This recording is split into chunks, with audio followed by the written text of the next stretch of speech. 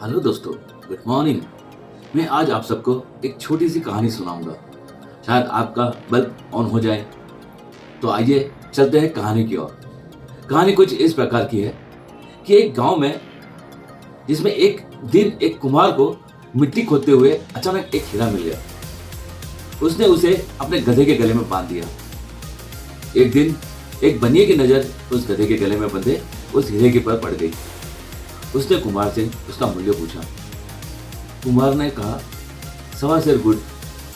बनिए ने कुम्हार को 1.25 सेर गुड़ देकर वह हीरा खरीद लिया। बनिए ने भी उस हीरे को एक चमकीला पत्थर समझा था और उसने अपने तराजू की शोभा बढ़ाने के लिए उसकी डंडी से बांध दिया। एक दिन एक जोहरी की नजर बनिए के उस तराजू पर पड़ गई।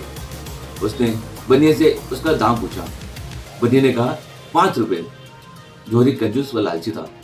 हीरे का मूल्य केवल 5 रुपए सुनकर समझ गया कि बनिया इसे कीमती हीरे को एक साधारण पत्थर का टुकड़ा समझ रहा है। वो उससे भाव-ताल करने लगा। 5 नहीं, 4 रुपए ले लो। बनिया ने मना कर दिया क्योंकि उसने 4 रुपए का 1.25 सेर गुड़ लेकर इसे खरीदा था। जोहरी ने सोचा कि इतनी जल्दी भी क्या है, कल आकर फिर कहूंगा। यदि नहीं मानेगा तो 5 रुपए देकर खरीद लूंगा। संयोग से 2 घंटे बाद एक दूसरा जोहरी कुछ जरूरी सामान खरीदने उसी बनिए की दुकान पर आया।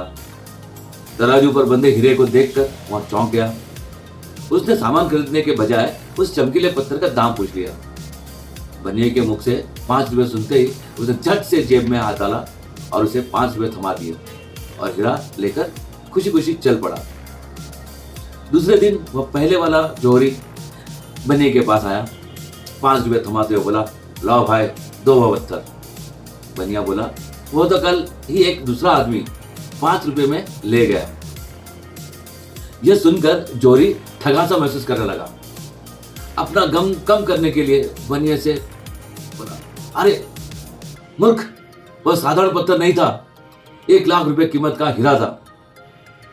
तो बनिया मुस्कुराते हुए बोला, मुझसे बड़ा मूर्ख तो तुम हो। मेरी दृष्टि में तो वह एक साधारण पत्थर ही का टुकड़ा था जिसकी कीमत मैंने 4 रुपए मूल्य से 1.25 सेर गुड़ लेकर चुकाई थी।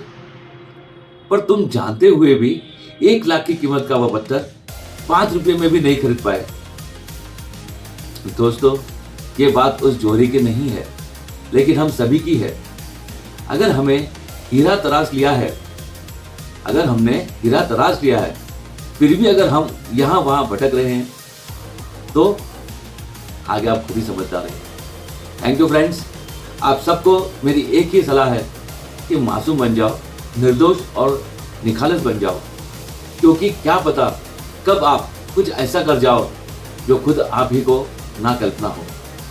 तो नवीन सर से जुड़े रहें और उनकी कड़वी बातों पे ना ध्यान देकर जो हकीकत है जिनसे वो रूबरू करा रहे हैं उसका सम्मान कीजिए और अपने लक्ष्य की ओर आगे बढ़े और जल्द से जल्द सफलता प्राप्त करें।